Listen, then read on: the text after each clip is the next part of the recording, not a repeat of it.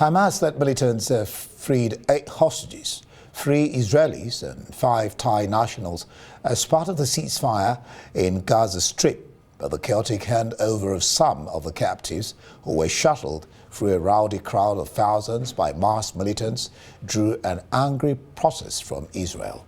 Hamas released 7 of the hostages in front of the destroyed home of his slain leader, Yahya Sinwar, as thousands pressed in. The militant group called it a message of determination, but it triggered the latest in a series of disputes that have sent U.S. and Arab mediators scrambling to patch up the truce. Israeli soldier Agam Berger was the first to be released by Hamas. Arbel Yehud and Gadi Moses were later released in Khan Yunis amid chaotic scenes, along with 5 Thai nationals. Israeli health authorities say all 8 of the hostages released from Gaza have now been transferred to hospitals where they will be treated.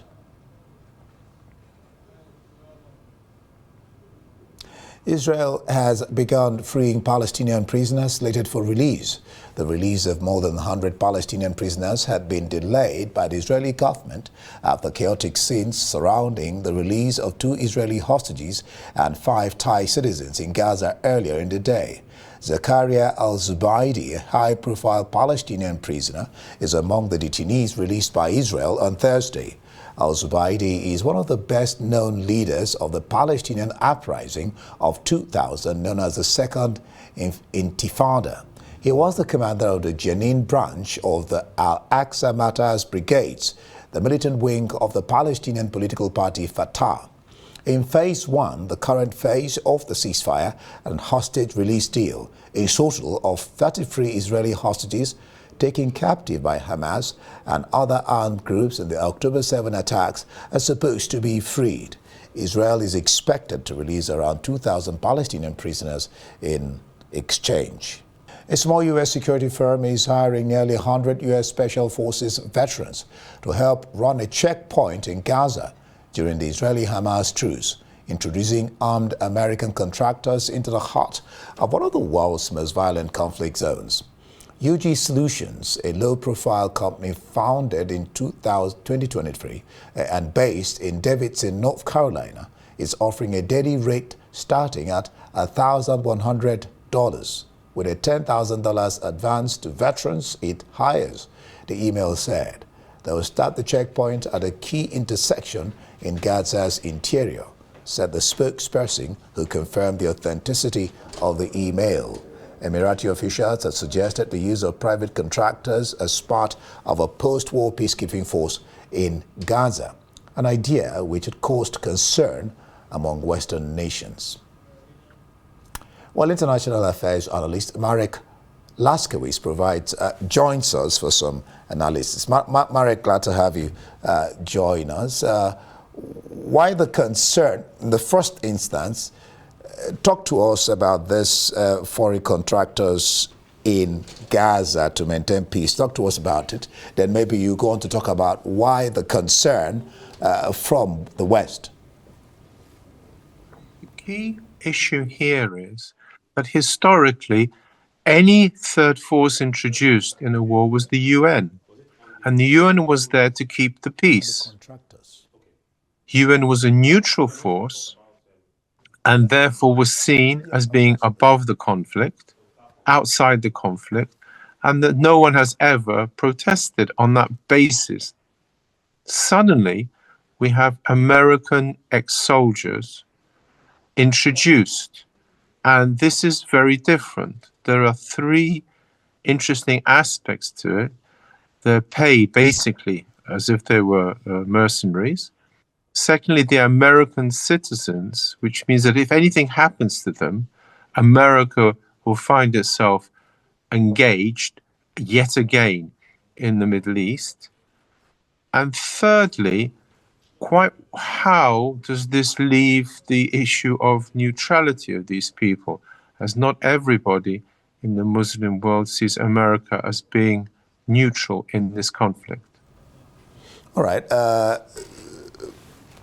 Let's talk about the release of the 8 of them, 3 Israelis anti-nationals by the militant group Hamas. What's your thinking on this release and the fact that Israel initially held on to the hostages because of their complaints about the crowd, the disruption they complained about, they didn't like? There are two aspects here immediately.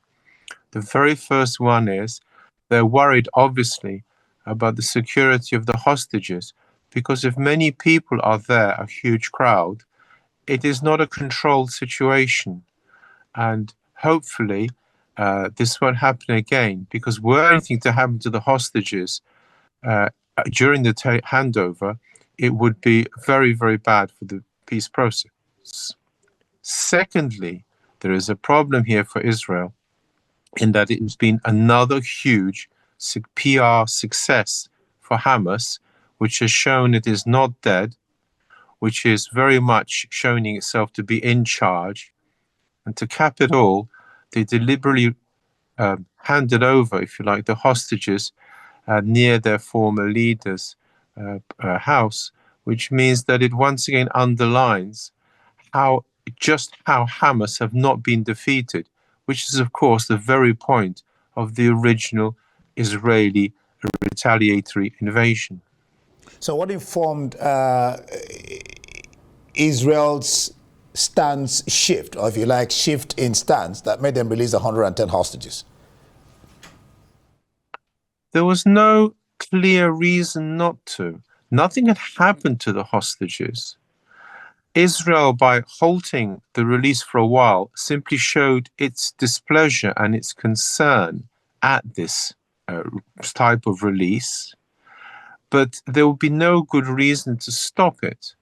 Netanyahu, of course, also faces internal pressure within Israel to complete the entire deal of handing over hostages. And there would be no reason why he could stop it. But unquestionably, it was not a good handover from Israel's point of view. Any word from Hamas on Israel's complaints? Hamas have not mediators taken them seriously because they've achieved their goals. The goal was to draw attention to themselves, to the fact that they're in control, to the fact that they will continue to exist despite the death of their former leader. And from that point of view, Hamas has nothing much to say. It's already, so to speak, won this PR operation. Next week, the second phase is expected to come into operation. What's the latest on that front? The latest is it's all still being set up. There's no reason why it shouldn't start.